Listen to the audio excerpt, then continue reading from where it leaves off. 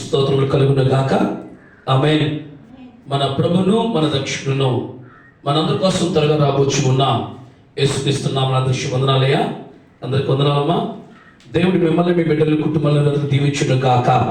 ఆమేన్. గత కాలం కీడంతా మన మీద నుంచి తొలగించి దేవుడు తన కృపారేఖల నీడలో మనల్ని దాచి కాచి కాపాడుతూ నడిపిస్తూ ఉన్నాడు. దేవునికి అందరి బట్టి కృతజ్ఞతలు చెల్లిస్తూ ఉన్నాను. ఫోన్ సైలెంట్లో పెట్టి లేదా స్విచ్ ఆఫ్ చేసేసి దేవుని సన్నిధిని మనం అనుభవిస్తున్నాం కనుక తిమోతికి రాసిన 2వ పత్రికలో 2వ అధ్యాయము 19వ వచనంలో పైన వారము కూడా అద్భుతంగా దేవుడు మనతో మాట్లాడాడు. అయినను దేవుని యొక్క స్థిరమైన పునాది నిలకడగా ఉన్నది, ప్రభువు తన వారిని వెరుగును అనునదియు,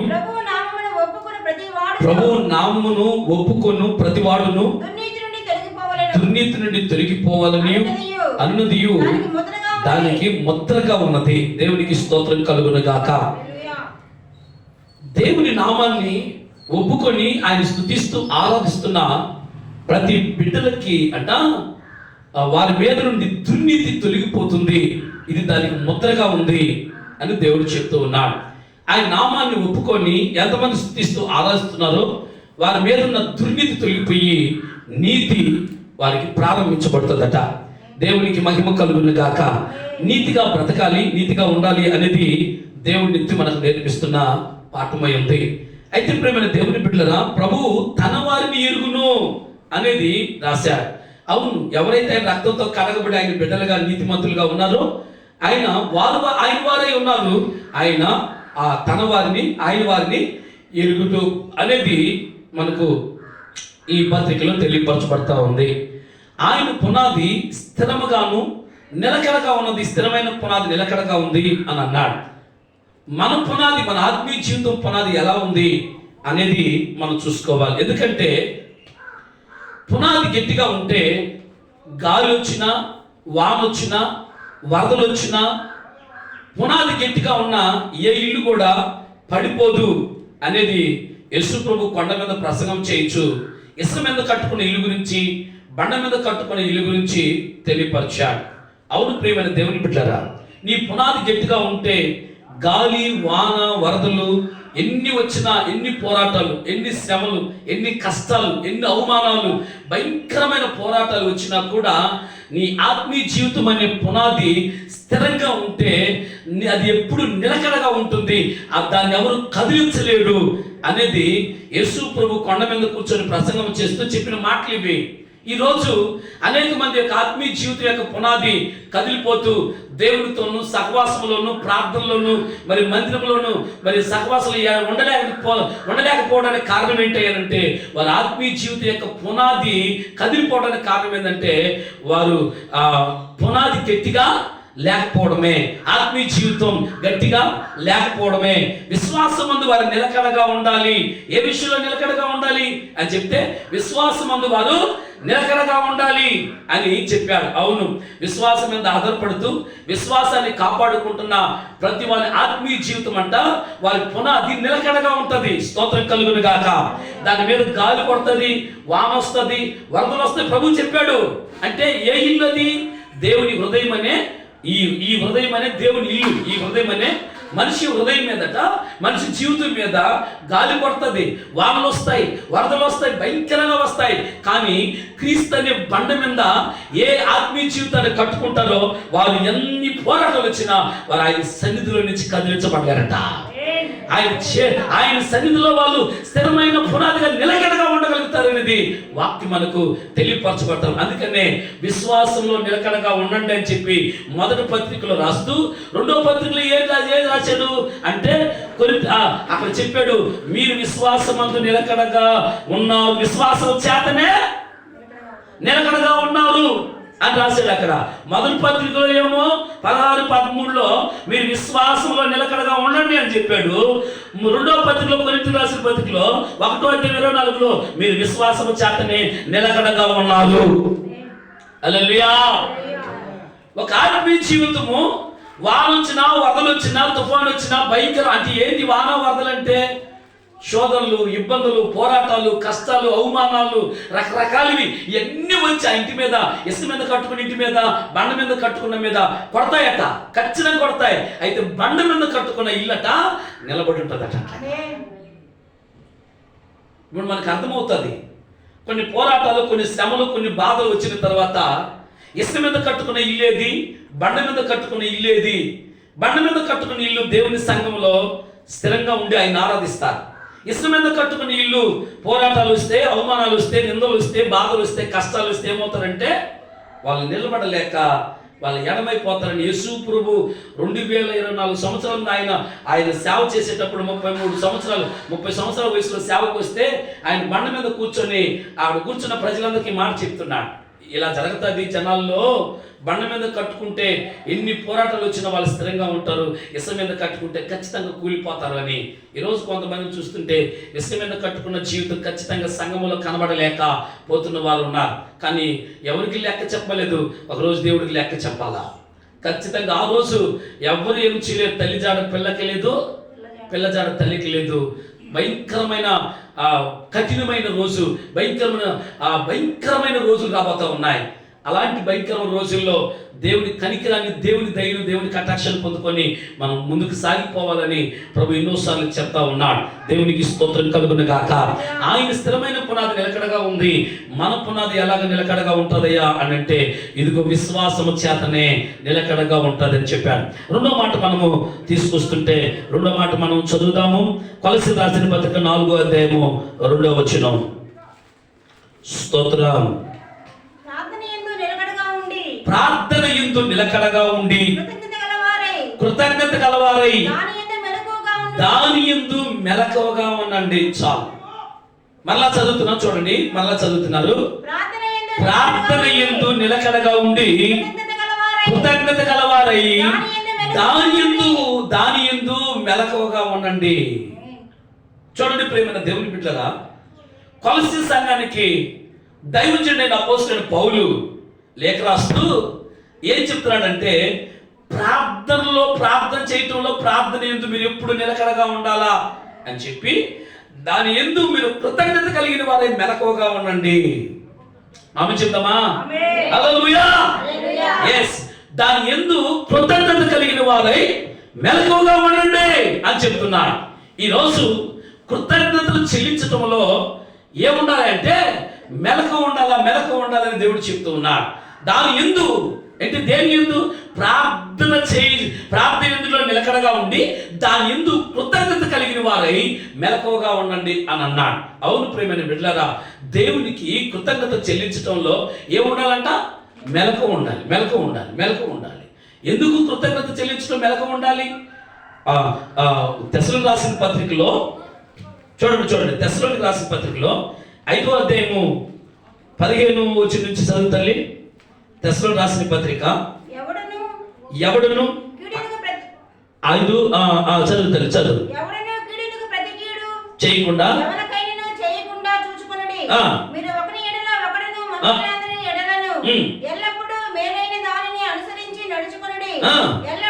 ఎల్లప్పుడూ సంతోషంగా ఉండుడి, ఎడతెగక ప్రార్థన చేయండి, ప్రతి విషయమునందు కృతజ్ఞతాస్తుతులు చెల్లించుడి.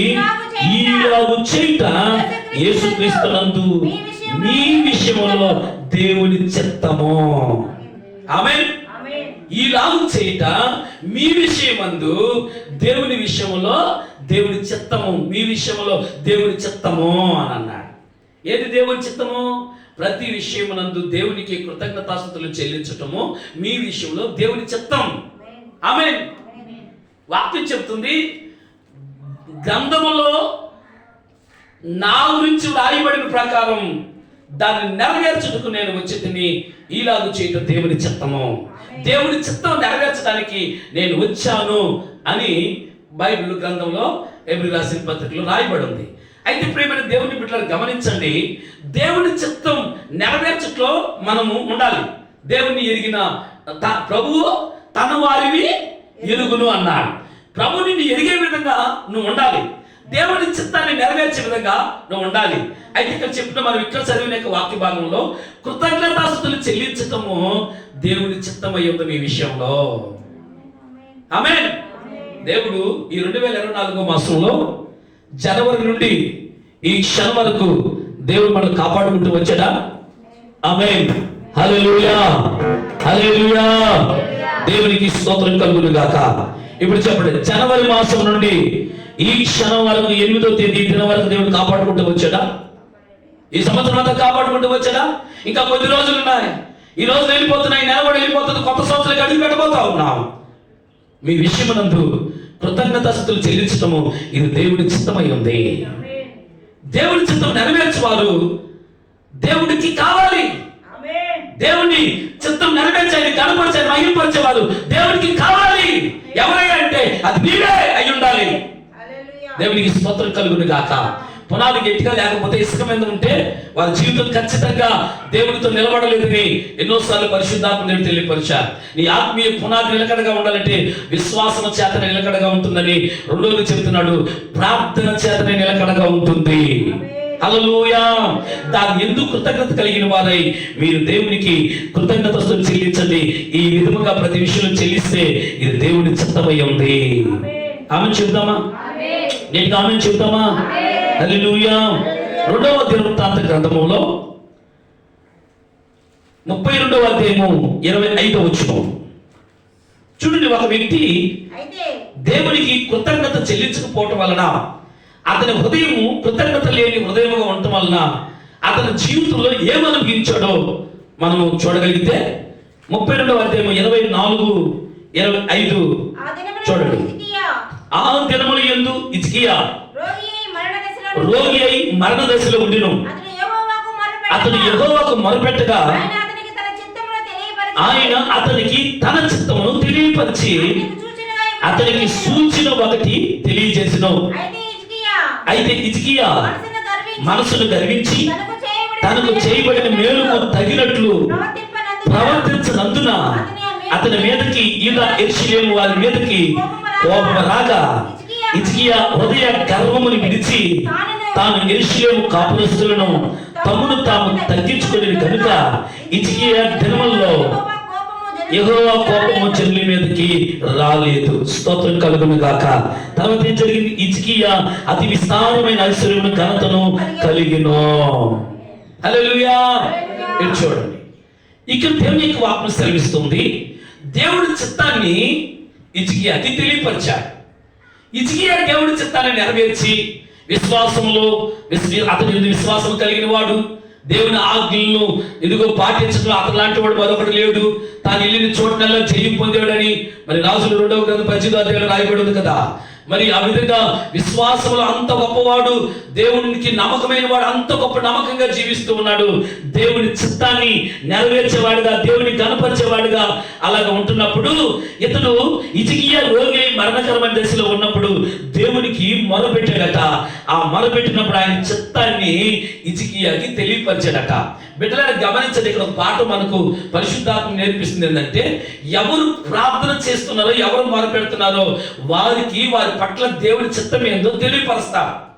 వారి భూమి మీద వారి ఉద్దేశం ఏంటి, వారి ప్రణాళిక ఏంటి, వారు ఏ విధంగా నడిపించబడాలా, ఏ విధంగా ఉండాలా అని చెప్పేసి దేవుడు తన చిత్తాన్ని తెలియపరుస్తాడు.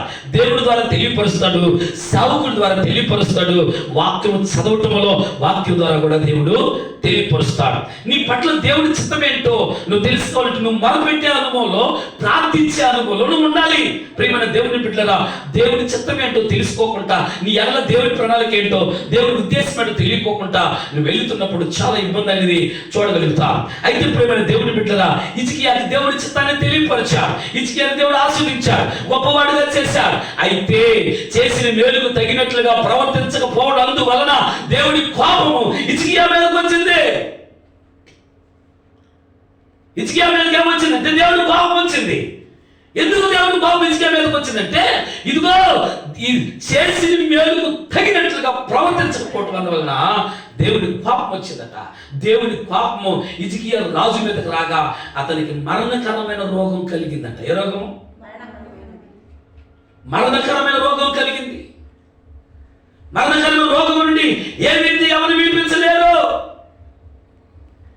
నేను మరలా చెప్తూ ఉన్నాను, ఈరోజు చాలా మంది దేవుని కోపం చేత తెలియకుండా లోపల కొన్ని రోగాలు అనుభవిస్తున్నారు, లేకపోతే తెలిసి కొన్ని రోగాలు అనుభవిస్తున్నారు, చాలా ఇబ్బందులు పాలయ్యి భయంకరమైన మరణకరమైన రోగాలు అనుభవిస్తూ వేదన చెందుతున్న వారు చాలా మంది ఉన్నారు. కారణం ఏంటంటే దేవుని కోపము అనేది అర్థమవుతూ ఉంది. ఎందుకు వచ్చింది దేవుని కోపం? చెప్పండి, దేవుని కోపం ఎందుకు వచ్చింది అక్కడ ఇజ్జియా మీదకి? ఉదయం మనసును గర్వించి చేసిన మేలుకు తగినట్లుగా ప్రవర్తించనందువలన దేవుని కోపము వచ్చింది. ఈరోజు ఇక్కడున్న మనందరి జీవితాల్లో దేవుడు, నువ్వు అనేక మార్లు మొరపెట్టావు, ప్రార్థన చేశావు, అనేటికి జవాబు ఇచ్చావు. ఒకవేళ ఒకటో రోజుకో కొన్నిటికి నీకు జవాబు రాకపోయినా అనేక మార్లు నువ్వు ప్రార్థన చేసిన అన్నిటికీ నీకు జవాబు ఇచ్చినాడు దేవుడు. అనేక సార్లు ప్రార్థనకి జవాబు పొందుకొని ప్రభు సన్నిధిలో సాక్షిగా నిలబడి ఉన్నావు, సాక్ష్యం చెప్పావు. ఇదిగో నేను ప్రార్థన చేశాను, దేవుడు నాకు సహాయం చేశాడు, నేను ఇలా అడిగాను, నేను అడిగిన రీతిగా దేవుడు నాకు అనుగ్రహించాడు అని ఆయన సన్నిధిలో సాక్ష్యం చెప్పావు. అదే కాదు, ఎన్నోసార్లు ప్రభువుని విశ్వాసం కలిగినప్పటి నుంచి, ఆయన నామములో ప్రార్థన చేసినప్పటి నుంచి ఇప్పటికీ అనేక మేలులు నీ ప్రార్థన ద్వారా ప్రభు దగ్గర పొందుకున్నావా లేదా? జవాబు పొందుకున్నావా లేదా? చెప్పండి. ఎస్, దేవుడికి జవాబు ఇచ్చాడు. అమ్మా, నీ ప్రార్థనకు జవాబు ఇచ్చాడు లేదా? చెప్పండి. ఇక్కడ నాకు చాలా ప్రార్థనలకు దేవుడు నాకు జవాబు ఇచ్చాడు అన్న వాళ్ళ చేతులు ఎత్తండి. గట్టిగా కొంతమంది నిలవలెత్తేస్తున్నారు, నా తండ్రి నాకు ఎన్నోసార్లు సహాయం చేసి. నేను మళ్ళా చెప్తున్నాను, ఒకవేళ నీకు ఒకటో రెండో లేకపోతే కొద్దికి జవాబు రావడం ఆలస్యం అవుతుందేమో, వాటికి వస్తుంది. కానీ అనేక ప్రార్థనలకి నీకు జవాబు ఇచ్చాడు కదా, సహాయం చేశాడు కదా. నువ్వు మొదలుపెట్టినప్పుడు నీ ప్రార్థనకు జవాబు వస్తుంది, నీకు సహాయం కలుగుతుంది. అయితే దేవుడు చేసిన మేలుకి తగినట్లుగా ప్రవర్తించకపోయినా అందువలన మరణకరమైన రోగము హిజ్కియాకి కలిగిందని అంటున్నాడు. ఈరోజు చాలామంది దేవుని దగ్గర మేలు పొందుకుంటున్నారు. ఉదయం నుంచి సాయంత్రం పనికి వెళ్తున్నావు, సాయంత్రం వస్తున్నావు, సాయంత్రం వచ్చిన తర్వాత దేవుని సన్నిధిలో ఏం చేయాలి? ఇంటికాడ మోకాలు వేసి, ప్రభువా ఈరోజంతా నా పనులు తోడుగుండా కాపాడేవు నాయనా, నీకు కృతజ్ఞతలు స్తోత్రాలు చెప్పి మోకాలు వేసి చేతులు ఎత్తి, చిన్నపిల్లలైనా పెద్దోళ్ళైనా ఎవరైనా దేవునికి ఏం చెప్పాలంటే కృతజ్ఞత స్తుతులు చెల్లించాలి, థ్యాంక్స్ చెప్పాలి తండ్రికి. అలాగే రాత్రి అంతా నువ్వు ప్రార్థన చేసుకుని పడుకుంటున్నావా? రాత్రి అంతా నువ్వు నిద్రపోతున్నా, దేవుడు నిన్ను నిద్రపోకుండా నీ చుట్టూ కంచి వేసి, నువ్వు ఒక్క వ్యక్తివైనా ఒక్కడవైనా అలాగే కంచి వేసి దేవుడు నిద్రపోకుండా కాపాడుతూ ఉన్నాడు కదా, మెలకు కలిగిన ఆత్మనిచ్చాడు కదా. ఉదయకాలం వేసి మళ్ళీ వెంటనే దేవుడికి చెల్లించాలా? కృతజ్ఞతస్తులు చెల్లించాలి. నువ్వు మా ఇక్కడ పనికి వెళ్తున్నావు, ఉద్యోగానికి వెళ్తున్నావు, ప్రార్థన చేసుకుని ప్రభువా నీ సన్నిధి నాతో వచ్చి అడుగుతున్నా, మన లక్ష్యంలో తీసుకొస్తున్నావు, కృతజ్ఞతస్తులు చెల్లించాలి. వారమంతా కాపాడుతూ ఉన్నాడు, నెలంతా కాపాడుతూ ఉన్నాడు, రోజులు సంవత్సరాలు కాపాడుతూ ఉన్నాడు. ప్రతి విషయం నందు దేవునికి నువ్వేం చెల్లించాలి అంటే కృతజ్ఞత స్తుతులు నువ్వు చెల్లిస్తానే ఉండాలి. ఈ రోజు అనేక మంది కృతజ్ఞత స్తుతులు చెల్లించడంలో, దేవునికి స్తోత్రాలు చెప్పడంలో, థాంక్స్ చెప్పడంలో చాలా మంది వెనకబడటం వలన చాలా మంది మరణకరమైన రోగాలు, చిన్న చిన్న రోగాలతో కూడా అనుభవిస్తున్నారని కూడా చెప్తున్నాం. ఒకవేళ మనం పరిశీలన చేసుకుందాం, ఎక్కడ ఇంకా ఏ విషయంలో దేవునికి థాంక్స్ చెల్లించలేకపోయామో, ఏ విషయంలో తండ్రికి కృతజ్ఞత నీ ద్వారా ఆయన కోరుకున్నాడు, నా బిడ్డ ద్వారా నాకు థాంక్స్ చెప్తుంది, ఎదురు చూస్తున్నాను, ఇదిగో ఈ గివింగ్స్ థాంక్స్ చెప్తానని, ఇదిగో కృతజ్ఞత చెల్లిస్తానని చెప్పి ఎదురు చూస్తున్నానని ఆయన ఆశపడిన దినాలు ఒకవేళ నిండు రోజులు ఉన్నాయేమో, ఒకవేళ ఆ విషయంలో చెప్పలేదేమో. నాతోను నీతోను మనందరితోనూ భూమి మీద ఉన్న సమస్త ప్రజలతో మాట్లాడుతున్న వాక్యం ఇది. ప్రతి విషయం నందు దేవునికి కృతజ్ఞతస్తులు చెల్లించడం, ఇది మీ విషయం నందు దేవునికి తండ్రి చిత్తమై ఉంది, దేవుని చిత్తమై ఉంది. దేవుని చిత్తం నెరవేర్చబడకపోతే నీ చిత్తం ఎలా జరుగుతుంది? నీ పట్ల కార్యాలు ఎలా జరుగుతాయి? నువ్వు దేవుని చిత్తాన్ని నెరవేరిస్తే నీ పట్ల దేవుడి కార్యం చేస్తాడు. ప్రేమైన బిడ్డలారా, అనేక మార్లు నీకు ప్రార్థన జవాబిస్తానే ఉన్నాడు, అనేక కార్యాలు పొందుకుంటానే ఉన్నావు, అనేక విషయాల్లో దేవుని స్తుతిస్తానే ఉన్నావు. ఇంకా నీ విషయంలో దేవునికి కృతజ్ఞత కలగాలని ఆశపడతా ఉన్నాడు. ఎస్, వారమంతా కాపాడాడు, నెలంతా కాపాడుతున్నాడు, నెలలో నీకు వస్తున్నాయి, ఒక వారంలో దేవుడు నీకు ఇస్తున్నాడు. కొంతమందికి వాళ్ళు కష్టపడుకుంటానే, వాళ్ళు సంపాదించుకుంటానే దేవుడు వారికి ఏదో ఒక రూపాన్ని ఇస్తున్నాడు. ఏదో ఒక విధంగా కష్టపడుకు సంపాదించుకుంటానే ఏదో ఒక విధంగా వాళ్ళకి ఇస్తా ఉన్నాడు. ఆ ఇస్తున్నప్పుడు ఆ విషయంలో మనం కృతజ్ఞత కలిగి ఉండాలి కదా. ఏ విషయంలో అన్నాడు? ఏ విషయంలో కృతజ్ఞత అన్నాడు? ప్రతి విషయం నందు దేవునికి కృతజ్ఞత చెల్లించటం, ఈలాగా మీరు చేయటం దేవుని విషయంలో, మీ విషయంలో దేవుని చిత్తం, మీ విషయంలో దేవుని చిత్తమై ఉంది. మీరు చెప్పండి, మనం దేవుని చేత పోషించబడుతున్నావా? ఈ విషయం గుర్తుపెట్టుకుంటావా? నువ్వు అనుకోవచ్చు, నా ద్వారా నా కష్టం ద్వారా నేను పోషించబడుతున్నాను నువ్వు అనుకుంటున్నావేమో. చాలా తప్పది. దేవుని కృప ద్వారా మనం పోషించబడుతున్నాం. మనం ఆరోగ్యంగా ఉన్నాం కాబట్టి పనికి వెళ్తున్నాం. నా క్వశ్చన్ అంతేనా? ఆరోగ్యం లేకపోతే వెళ్ళగలుగుతామా? ఈరోజు దేవుని రేపు ఖచ్చితంగా మనం అందరం కూడా పరలోకానికి వెళ్ళాల్సిందే. రేపు వాడికి వెళ్ళినప్పుడు నీ విషయంలో నువ్వు దేవుని దగ్గర ఎంత దాచుకున్నావు, నేను యథార్థంగా చెప్తున్నాను, ఎంత దాచుకున్నావు రేపు ఆయన నీ దగ్గర చూపించగలుగుతాడు. ఆయన నువ్వేం చేసావు దేవుని కార్యాలయంలో. కానీ నేను చూసంట అనేకులు నీ ఆసక్తిని చూసి అనేకులు ప్రేరేపించబడాలంట దేవుని కోసం. ఆమేన్. నా బిడ్డ నాకు థ్యాంక్స్ చెప్పడంలో ఎప్పుడు ముందుంటాడని దేవుడు కోరుతూ ఉండాలంట. మాట విషయంలో కష్టమైన నష్టమైన ప్రతి విషయంలో దేవుని చిత్తాన్ని నువ్వు నెరవేర్చాలా. ఇది నీ విషయం అందు దేవుని. ఆమేన్. మా వాక్యం లేకపోతే ఇంకేమన్నా దేవుని యొక్క వాక్యం సుస్థంగా తండ్రి మనతో చెప్తున్నాడు. ఈ 24వ సంవత్సరం వెళ్ళిపోతా ఉంది, కొత్త సంవత్సరంలోకి వస్తా ఉన్నాం. ఒక నూతనమైన కార్యాలను జరగలేస్తున్నాము. ఇది దేవుడు కోరుకుంటున్నాడు. ప్రేమైన బిడ్డలారా, నూతనమైన అద్భుతాలు, నూతనమైన శక్తివంతమైన బలమైన కార్యాలు ఇంతవరకు చూడకపోతే ఇక మీద నువ్వు చూడాలంటే నువ్వు దేవుని చిత్తం నెరవేర్చే వ్యక్తిగా మారాలి. నేను వస్తాను, పోతాను, నేను పాట పాడతాను, స్తుతిస్తాను, ప్రార్థన చేసుకుంటాను, దేవుడి దగ్గర మేలు పొందుకుంటాను, నేను వెళ్ళిపోతాను అనేది కాదు. దేవుడి దగ్గర మేలు పొందుకున్నావు, ఓకే, కాదంటున్నా.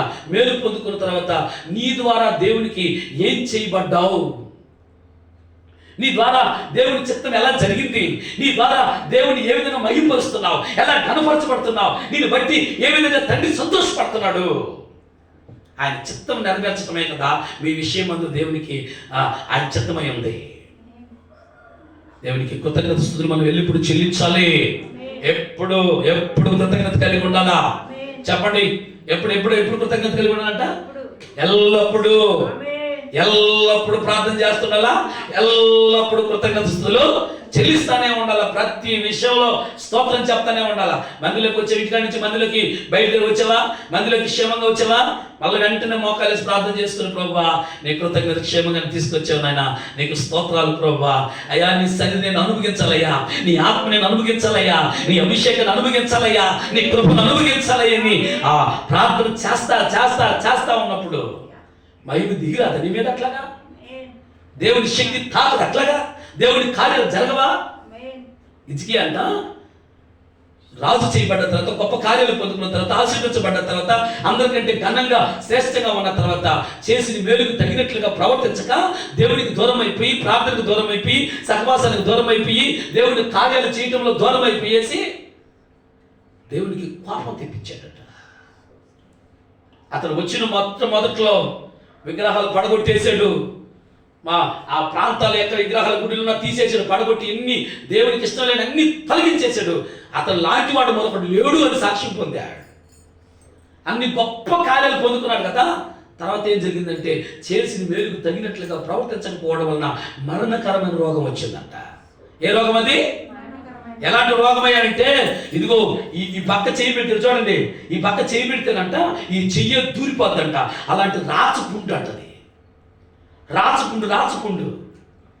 మన సిస్టర్ చెప్తా ఉంది, క్యాన్సర్ వచ్చినప్పుడు ఇంతంత పురుగులు ఉంటాయి అని అంటా ఉంది. అంటే హిజ్కియాకి ఆ రాచపుండులో చెయ్యట పెడితేనంట ఇంత పొడుగు తెల్లని పురుగులు, ఎట్లాంటి పురుగులు ఉన్నాయంట, ఇంత పెద్ద, ఇంత లావు, ఇంత పొడుగు పురుగులు ఉన్నాయంట లోపల. హిస్టరీ చెప్తా ఉంది చరిత్రలో హిజ్కియా గురించి. అలాంటి భయంకరమైన మరణకరమైన రాచపుండు, అంత రోగం అలాగా ఉంటుందంట. దేవుడు తన చిత్తాన్ని తెలియపరిస్తే అక్కడ మొదలుపెట్టాడంట, కన్నీరు కాల్చాడట. ప్రభువా నీ సన్నిధిలో నేను ఎట్లా నడుచుకున్నానో కృపతో జ్ఞాపకం చేసుకున్నా ఆయన ఏడ్చాడట, కన్నీరు కాల్చాడట. అప్పుడు దేవుడు కృపతో జ్ఞాపకం చేసుకొని ఇదిగో తన హృదయ గర్భముని విడిచి దేవునికి మొదలుపెట్టి తను తగ్గించుకొని బ్రతికడానికి అక్కడి నుంచి దేవునికి థ్యాంక్స్ చెప్పడం, కృతజ్ఞత చెల్లించడం, ప్రతి విషయంలో దేవుడు కోరుకున్నట్లుగా దేవుడికి కృతజ్ఞత చెల్లిస్తా ఉన్నాడట.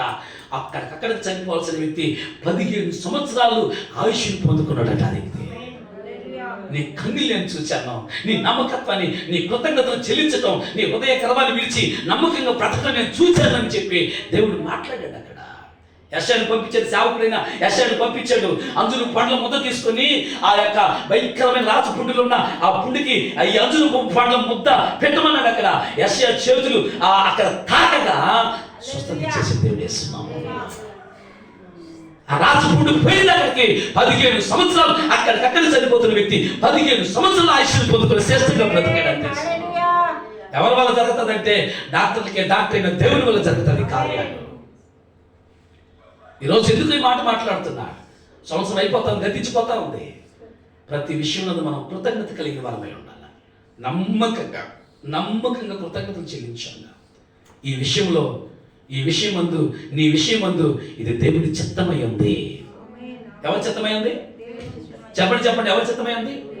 దేవుని చిత్తమై ఉంది. దేవునికి స్తోత్రం కలుగునేదాకా. వెస్లీ పనికి పోతున్నాడు, వారానికి ఒక ఎంతో వచ్చినాయి అనుకోండి, ఎగ్జాంపుల్ చెప్తున్నాను. అది ఆరోగ్యంగా ఉంటే పనికి వెళ్ళగలుగుతున్నాడు. మరి పనికి వెళ్తున్నప్పుడు ఆ బిడ్డకి ఈ వారంలో ఒక 1000 రూపాయలు వచ్చింది. 1000 రూపాయలు వచ్చినప్పుడు 100 రూపాయలు తండ్రి సన్నిధిలో దేవుని మాట చిత్తం నెరవేర్చడానికి, కృతజ్ఞత చెల్లించడానికి ప్రభు పాదాలకు తీసుకురావాలా వద్దా? చెప్పండి. ఖచ్చితంగా మీ విషయమునందు ఇది దేవుని చిత్తమై ఉంది. ఆమేన్. వెస్లీకి బాగా లేకుండా వచ్చింది, ఊరికే ఎగ్జాంపుల్ చెప్తున్నాను. అతను పనిచేసి 1000 రూపాయలు సంపాదించుకొచ్చాడు.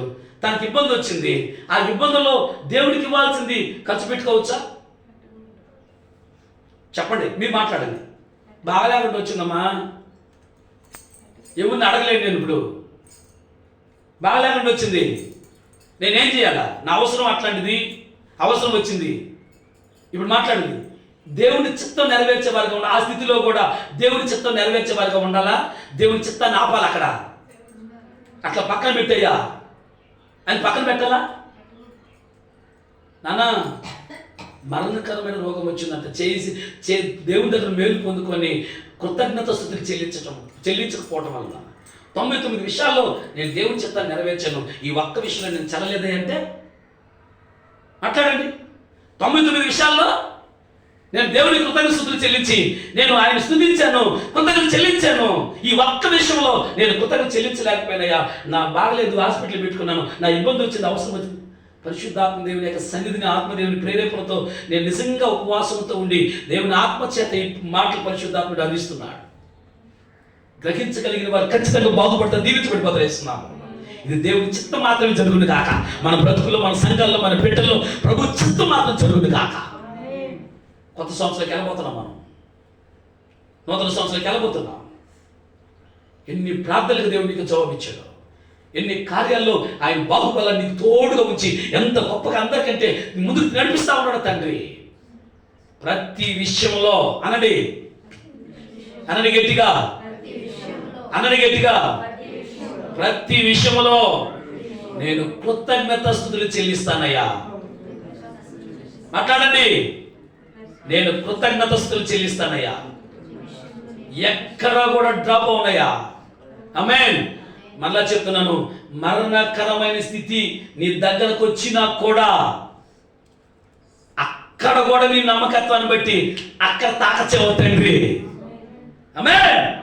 ఆ చివరి క్షణంలో ముట్టచ్చేవ తండ్రి నిన్ను. ఇదిగో ఈ డబ్బులు తీసుకుని నేను హాస్పిటల్కి వెళ్తున్నాను, ఇదిగో అని చెప్పి నువ్వు వెళ్ళిపోతున్న సమయంలోనే ప్రభు అంటే దేవునికి వాల్సిన పక్కన పెట్టి ఒకవేళ అలా వెళ్తున్నప్పుడు అక్కడ కూడా పానికుండా ప్రభుని తాగొచ్చు. తాగడా? ప్రతి విషయములందు ఎందుకో నేను ప్రభు సన్నిధిలో ఏడుస్తూ కన్నీరు కాచి అడుగుతున్న సమయంలో పరిశుద్ధాత్మ దేవుడు ఈ వాక్యాన్ని అందించాడు. నా బిడ్డలు, నేను కోరుకున్నాను 2025 సంవత్సరంలో మహిమ కలిగిన కార్యాలు నేను చేయబోతా ఉన్నాను. ఎస్, అందుకనే ఈ విషయాన్ని ప్రకటించని తన సేవకునికి తెలియపరిచాడు. ఐగుప్తులో నశించిపోతున్న ఐగుప్తులో దేవుని ప్రజలుంటే దేవుడు నేరుగా వెళ్ళలేదు, మోషేను పంపించాడు. అవునా? అగ్నిలో నుంచి మాట్లాడాడు, మోషేతో మాట్లాడాడు దేవుడు, మోషేను పంపించాడు. ఈరోజు మన సంఘాన్ని పరిపూర్ణంగా ప్రభు అక్కడ సిద్ధపరచడానికి దేవుడు తన సేవకుని తన ఆత్మతో నిలబెట్టి మాట్లాడుతూ ఉన్నాడు. ఏ విషయంలో అంట? చెప్పండి. ఏ విషయంలో కృతజ్ఞత చెల్లించాలా? చెప్పండి. ప్రతి విషయంలో. అయ్యా, కొన్ని విషయాల్లో నేను వెనకడిగేసి కొన్ని విషయాల్లో ఉంటాను ప్రభా అనడానికి వీలుందా? చెప్తే ఏమైనా ఆప్షన్ దొరికితే లే. నిజంగా యథార్థవంతులు దేవుడిని మాట్లాడుతుంటే గుండెలు పగిలిపోతాయట. నిజంగా చెప్తున్నాను ప్రేమ దేవుని బిడ్డలారా. నేను కొన్ని మెసేజ్లు నేను వింటూ ఉంటాను. మామూలుగా నేను సేవకులు కోటానికి కొన్ని చోట్లకి చాలా దూరానికి కూడా వెళ్తూ ఉంటాను. ఏంటి, నేను వాక్యం చెప్పడానికి కొన్ని చోట్లకి వెళ్తుంటే ఆ వాక్యం వినడానికి వెళ్తున్నప్పుడు మాట్లాడుతున్నప్పుడు ఎట్లుంటో తెలుసా? నేను చెప్తూ ఉన్నాను, మోకాలు వేసి కన్నీరు కాల్చి అక్కడే పడిపి ఏడ్చి ఏడ్చి ఏడ్చి గుండెలు బద్దలు కొట్టుకొని ఈ విషయం అందు ప్రభువా నేను నిలబడాలి అని చెప్పి దేవుని కాళ్ళకాడ ఏడ్చి తీర్మానం చేసుకుని నిజంగా చెప్తాను. అట్లే దేవుడు మనతో మాట్లాడుతున్నప్పుడు నిజంగా దేవుడితో సంబంధం కలిగిన వారికి లోపల వేదన, నేను నీ చిత్తాన్ని నెరవేర్చాలయ్యా, నీ చిత్తాన్ని నెరవేర్చాలయ్యా. ఆత్మ కలిగిన వారికి ఆ మంట దాహం ఉంటుంది. ఆత్మ ప్రత్యక్షత ఉన్న వారికి మాత్రమే కలుగుతారు. ఆత్మ ప్రత్యక్షత లేని వారికి, దేవుని మీద దాహము ఆ అభిషేకం లేని వారికి తెలియదు. వారికి వాళ్ళు ఎన్ని సంవత్సరాలు ఎన్ని వారాలైనా వారు ఎట్లా వచ్చారు అట్లాగే ఉంటారు. దేవుని ఆత్మ ప్రత్యక్షతలు ఉంటే తప్పకుండా దేవుని యొక్క వాక్యం మాట్లాడుతున్నప్పుడు లోపల పరిశుద్ధాత్మ దేవుడు కార్యం చేస్తాడు. ఆమె చెప్పండి, మన పట్ల కార్యం జరిగించేది ఎవరు? పరిశుద్ధాత్మ దేవుడు. ఎందుకు తెలుసా? ఆయన ప్రజల్ని సంపూర్ణంగా ఆయన ఎదురు నిలబెట్టాలా. దేవునికి స్తోత్రం కలుగును గాక, దేవునికి మహిమ కలుగును గాక. మరణకరమైన పరిస్థితులకు వెళ్ళడానికి కారణం ఏంటంటే చేసిన మేలుకు తగినట్లుగా ప్రవర్తించకపోవనందువలన హిజ్కియాకి అలాగా దేవుని కోపం వచ్చినట్టు హిజ్కియా మీదకి. ఎందుకు వచ్చింది? ప్రవర్తించకపోవడం వలన. మళ్ళా హృదయ గర్వాన్ని విడిచి వెంటనే అక్కడికక్కడికే దేవుని చిత్తాన్ని తెలియపరిచింది. వెంటనే అక్కడికక్కడికే ప్రభు చిత్తాన్ని నెరవేర్చడానికి ఏం చేసినట్టు మళ్ళా హిజ్కియా కన్నీరు కాల్చాడట, అప్పగించుకున్నాడట, స్తుతించాడట, కృతజ్ఞత తెలిపాడట. వెంటనే దైవజనుడు యెషయాను పంపించి రాచ పుండుతో భయంకర చావు బతుకుల్లో ఉన్న ఆ వ్యక్తిని దైవజనుడు పంపించి అంజూరపు పండ్ల ముద్ద తెప్పించి ఆ పుండు మీద పెట్టక అతను బాగుపడిపోయేస్తున్నామలా. స్వస్థత చేసింది చప్పట కొడతా వేస్తున్నామలా. ఇక్కడ అందరూ కూడా స్వస్థత కలుగుని దాకేస్తున్నామలో. నువ్వు కృతజ్ఞతాస్తుతులు చెల్లించడంలో నువ్వు నిజంగా దేవునితో ఆయన చిత్తాన్ని నెరవేర్చే విధంగా ఉంటే ఆయన నీ పట్ల గొప్పగా నడిపించబోతావు వేస్తున్నామలో. ఎస్ హల్లెలూయా. కాబట్టి కృతజ్ఞత చెల్లించడం ఎట్లుండాలంట? మెలకువగా ఉండండి. ఎట్లుండాలంట? చెప్పండి ఎట్లుండాలా? చెప్పండి ఎట్లుండాలా? మెలకువగా ఉండాలా. తెస్సలోనికీయులకు రాసిన పత్రికలో మొదటి అధ్యాయంలో చూడండి, ఆ సంఘానికి పౌలు లేఖ రాస్తూ ఒక మాట చెప్తా ఉన్నాడు. ఈ మాట చదివి ప్రార్థన చేసుకుందాం. చూద్దాం ప్రేమైన దేవుని బిడ్డలారా. 6వ వచనం చదువు తల్లి. 6:7 వెలుగుంటానా పరిశుద్ధాత్మ వల్ల కలుగు ఆనందం గొప్ప ఉపద్రవమందు మీరు వాక్యమును అంగీకరించి మమ్మను ప్రభువును పోలి నడుచుకున్న వారైతిరి. కాబట్టి మాసిదోనియాలోను అఖయాలోను విశ్వాసులందరికీ మాదిరి అయితిరి. ఎందుకనగా మీ యొద్ద నుండి ప్రభు వాక్యము మాసిదోనియాలోను అఖయాలోను మ్రోగెను. అక్కడ మాత్రమే కాక ప్రతి స్థలమందు దేవుని ఎదుట ఉన్న మీ విశ్వాసం వెల్లడాయను. కనుక మేము ఏమీ చెప్పవలసిన అవసరమో లే. మీ వలన అంత ఘనంగా కార్యం జరుగుతుందంట ఉన్నాడు అక్కడ పౌలు. ఎస్, మీరు అఖయాలోను మాసిదోనియా అందరికీ ప్రతి ఒక్కరికి మీరు ఎలా ఉన్నారంటే మాదిరి అయితేనే. హల్లెలూయా. నీ వెనకున్న వారికి నిన్ను దేవుడు ఎట్ట పెట్టాడు తెలుసా? ఒక మాదిరిగా పెట్టాడు. ఖచ్చితంగా ఇది దేవుని యొక్క ఆత్మ ప్రేరేపణ. నీ వెనకున్న వారికి నేను ఒక మాదిరి చేశాడు దేవుడు. తెస్సలోనికీయుల సంఘానికి చెప్తా ఉన్నాడు అక్కడ, ఇదిగో మీరు మాదిరి అయితిరి. విశ్వాసులందరికీ మీరు మాదిరి అయితిరి. ఒకరికొకరు మనం ఎట్టున్నారు తెలుసా? మాదిరిగా ఉండాలా. అవును, నేను దేవునికి నమ్మకంగా ఉన్నాను, యథార్థంగా ఉన్నాను అని మనం దేవునికి చెప్పుకోవటం కంటే దేవుడు మన గురించి చెప్పాలా. దేవుడు మన గురించి చెప్పగలిగితే మనం ఖచ్చితంగా చెప్పగలుగుతాను, నేను దేవునికి నమ్మకంగా ఉన్నాను, నేను దేవునికి యథార్థంగా ఉన్నాను అని ఖచ్చితంగా చెప్పగలుగుతాం. అప్పుడు మనం దేవునికి స్తోత్రం కలుగును గాక. నేను విశ్వాసులందరికీ మాదిరినైతిని. ఆ తెస్సలోనికీయుల సంఘం గురించి చెప్తున్నాడు, మీరు విశ్వాసులందరికీ మాదిరి అయితిరి. మన సంఘము మిగతా సంఘాలన్నిటికీ మాదిరిగా ఉండాలి. ఇస్తున్నాము. ఆమేన్. వస్త్రాల్లో మాదిరి ఉండాలి, ప్రార్థనలో మాదిరి ఉండాలి, దేవుని కార్యాల్లో నీ ఆసక్తిని చూసి అనేకులు ప్రేరేపించబట్టంలో నిన్ను బట్టి మాదిరిగా ఉండాలి. ఆమేన్. అందరికంటే మందిరానికి ముందుకు రావడంలో ఒక మాదిరి ఉండాలి. నీ నడిపింపులో, నీ ప్రార్థనలో, నీ అభిషేకంలో ఒక మాదిరితనం కనబడాలని తెలుసునామంలో. అది ఈ దశలోని సంఘాన్ని బట్టి ఆత్మదేవుడు చెప్పే మాట, ఇదిగో మీరు మాదిరి అయితిరి. చెప్పండి నేను మాదిరిగా నేను అలాగే నిజంగా నేను ఈ తీర్మానం ఈరోజు దేవుడితో నిబంధన చేస్తున్నాను, దేవుడితో ఒక వడముడికి చేస్తున్నానని ఒక నిబంధన ఈరోజు మనం బలిపీఠం దగ్గర మందిరంలో ఒక తీర్మానం చేసేవారు మారిపోవాలేస్తున్నాము. కృతజ్ఞత చెల్లించటంలో, దేవుని చిత్తం నెరవేర్చటంలో మెలకు కలిగి ఉండాలా. తర్వాత చెప్పాడు అక్కడ ప్రార్థనలో నిలకడగా ఉండాలా. ఒకటి విశ్వాసంలో నిలకడగా ఉండాలా, ఆయన స్థిరమైన పునాది నిలకడగా ఉంది. తర్వాత మన ఆత్మీయ జీవితం నిలకడగా ఎలా ఉంటుందంటే విశ్వాసం చేతనే నిలకడగా ఉంటుంది. రెండోది ప్రార్థన చేతనే, ప్రార్థన వల్లనే నిలకడగా ఉంటుంది. ఎందుకు ప్రార్థన? యేసు ప్రభు ఆయన సిలువ మరణానికి అప్పగించబడుతున్న రోజుల్లో ఆయన ఆ గచ్చమైన తోటకి వెళ్ళి ప్రార్థన చేస్తూ చెమట రక్తంగా కారుతూ ఉంటే, చెమట రక్త బిందువుల వల్ల మారిపోతూ ఉంటే శిష్యులు అక్కడ చేరి మీరు ప్రార్థించి మెలకు కలిగి ప్రార్థన చేయమని చెప్తాడు. ఆయన ప్రార్థన చేసుకుని వచ్చేటప్పటికి మత్తయి సువార్త 26వ అధ్యాయము 40వ వచనం నుంచి 40-41లో ఉంటే వీళ్ళు ఏం చేస్తారు, మళ్ళీ వచ్చేటప్పటికి వీళ్ళు నిద్రపోతూ ఉంటారు. అప్పుడు 41లో అంటాడు అక్కడ, మీరు శోధనలో ప్రవేశించకుండా ఉండినట్లు మెలకుగా ఉండి ప్రార్థన చేయండి. మీరు శోధనలో ప్రవేశించుకుంటా ఉన్నాడు. అవును, మీరు ఇబ్బందుల్లో, మీరు బాధల్లోనూ, మీరు కష్టాల్లోనూ, మీరు సమస్యల్లోనూ పడిపోకుండా ఉన్నట్లు మెలకు కలిగి ప్రార్థన చేయండి అన్నాడు దేవుడు. ప్రభు చెప్పిన మాట అది. వారు మెలకు కలిగి ప్రార్థన చేయకపోవటం వలన భయంకర శోధనలో పడిపోయారు, భయంకర ఇబ్బందుల్లో పడిపోయారు. ఈరోజు మనం ఎవరమైనా సరే ప్రార్థన ద్వారే, మెలకు కలిగి ప్రార్థన ద్వారే మనము ప్రతి శోధనని జయించగలుగుతాము. ఆమేన్. మార్కు సువార్త 9వ అధ్యాయం 29లో ఏమన్నాడు? ప్రార్థన వల్లనే సమస్తము, చెప్పండి, ప్రార్థన వల్లనే సమస్తము సాధ్యం. ఎస్, ప్రార్థన వల్లనే సమస్తం సాధ్యం. ప్రతి కార్యం ఏదైనా ఇది జరుగును, ఇది జరిగిపోతుంది, ఖచ్చితంగా జరుగుతుంది అని చెప్పడానికి కారణం ఏంటి అంటే ప్రార్థన. ఆమేన్. నీ ప్రార్థనలకి అనేక జవాబు దేవుని దగ్గర పొందుకున్నావా? ఎస్. కారణం ఏంటి? నువ్వు ప్రార్థన చేసావు కాబట్టి దేవుడు నీకు జవాబు ఇచ్చాడు. నీ మొదటి విశ్వాసం ఎట్టుందో కొన్న ఊపిరినంత వరకు అదే విశ్వాసం ఉండాలా, అదే ప్రార్థన ఉండాలా, అదే కృతజ్ఞత ఉండాలా. ఆమేన్. ప్రభు త్వరగా రాబోతా ఉన్నాడు. అపోస్తలుల బోధలోను, సహవాసంలోను, రొట్టె విరుచుట్లోను, ప్రార్థన చేయటంలోను ఎడతెగక ప్రార్థన ఎడతెగక ఉండాలా, సహవాసంలో ఎడతెగక ఉండాలా, రొట్టె విరుచుట్లో ఎడతెగక ఉండాలా.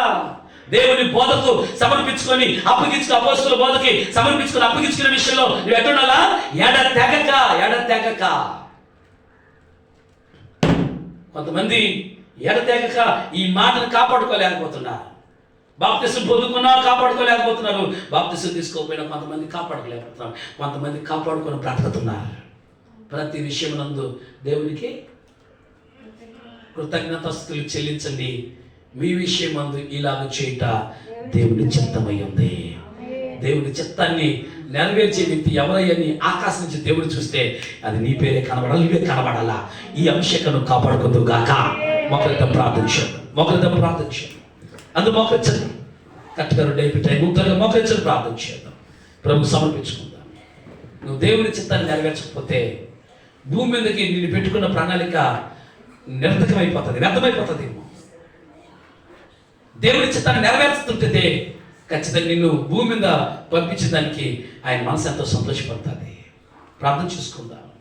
ప్రభు నీతో రావాలా, ప్రభు నీతో ఉండాలా, ప్రభు నీతో గడపాలి, ప్రభు నీతో జీవించాలి. దేవుని కార్యాలయంలో జరగాలి బిడ్డ. స్థిరమైన పునాది నిలకడగా ఉన్నది. ప్రభు తన వారిని ఎరుగునానన్నాడు. నిన్ను కూడా ఎరుగున్నాడు ఆయన ఇప్పుడు. ఎస్. ఎలాగా నువ్వు నిలకడగా ఉంటావంటే విశ్వాసము చేతనే. పునాది పాడైపోతే నీతిమంతులు ఏం చేయలేరు అన్నాడు. నీ పునాది ఎట్టుండాలి?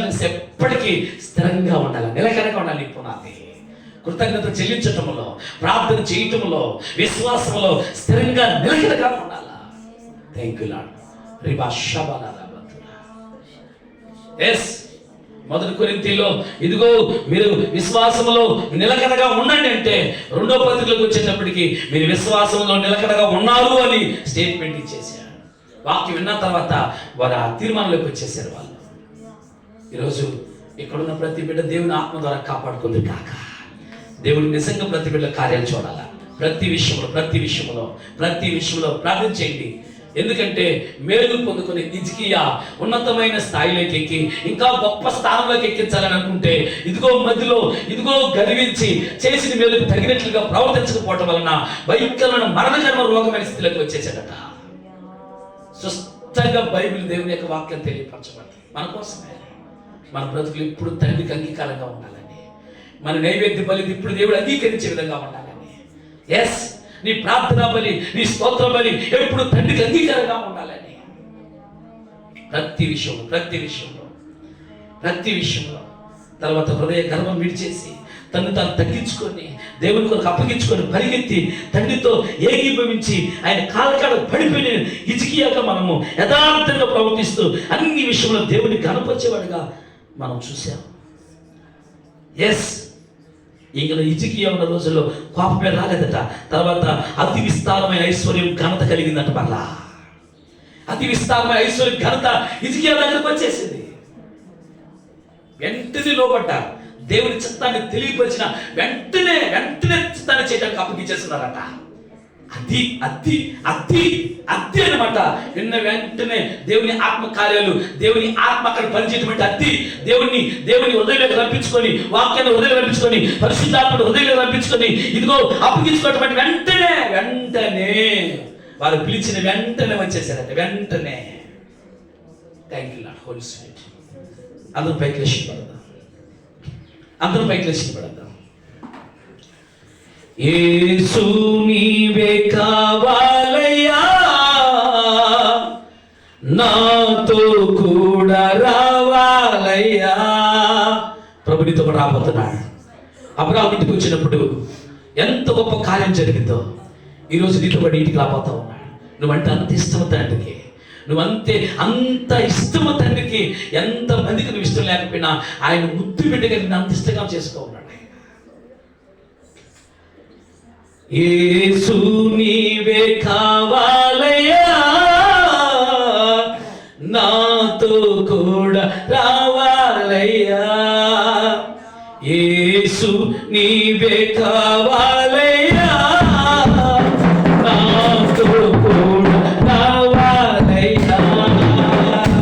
గరుడా నీ దివ్య సన్నిధి నన్ను ఆదుకుని నీవే గరుడా నీ దివ్య సన్నిధి నన్ను ఆదుకుని నీవే కావాలయ్యా, నాతో కావాలయ్యా. నీవే కావాలయ్యా, నాతో కావాలయ్యా. నీవే కావాలయ్యా, నాతో కావాలయ్యా. నీవే కావాలయ్యా, నాతో కావాలయ్యా. యేసు నీవే కావాలయ్యా, నాతో కూడా రావాలయ్యా. యేసు ఆమేన్. నాతో కూడా రావాలయ్యా. నీవే నాతో వస్తే దిగులు నాకుండదు. నీవే నాపిస్తే దిగులు నన్నంటదు. నీవే నాతో వస్తే దిగులు నాకుండదు. నీవే నాపిస్తే దిగులు నన్నంటదు. నీవే కావాలయ్యా, నాతో కావాలయ్యా. నీవే కావాలయ్యా, నాతో కావాలయ్యా. నీవే కావాలయ్యా, నాతో కావాలయ్యా. నీవే కావాలయ్యా, నాతో కావాలయ్యా. యేసు నీవే కావాలయ్యా, నాతో కూడా రావాలయ్యా. యేసు నీవే కావాలయ్యా, నాతో కూడా రావాలయ్యా. యేసు నీవే కావాలయ్యా నాతో కూడా రావాలయ్యా నానుడా నీ దివ్య సన్నిధి నన్ను ఆదుకునేది నానుడా నీ దివ్య సన్నిధి నన్ను ఆదుకునేది నీవే కావాలయ్యా నాతో కావాలయ్యా నీవే కావాలయ్యా నీవే కావాలయ్యా నాతో కావాలయ్యా నీవే కావాలయ్యా నాతో కావాలయ్యా యేసు నీవే కావాలయ్యా నాతో కావాలయ్యా యేసు నీవే కావాలయ్యా నాతో కూడా రావాలయ్యా. రెండు చేతులు ఆకాశం పైకెత్తి, రెండు చేతులు ఆకాశం పైకెత్తి. గానుడా నీ దివ్య సన్నిధి నన్ను ఆదుకుని ఆపినిది నీవే కావాలయ్యా నాతో ఉండాలయ్యా. అందరూ నీవే కావాలయ్యా నాతో ఉండా నీవే కావాలయ్యా నాతో ఉండాలయ్యా యేసు నీవే కావాలయ్యా.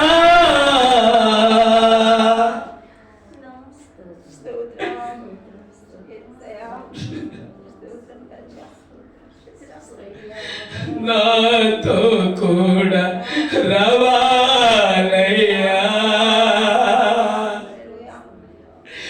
యేసు నీవే కావాలయ్యా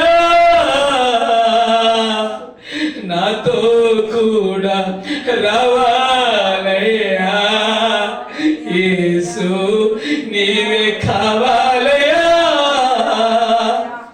నాతో కూడా రావాలయ్యా.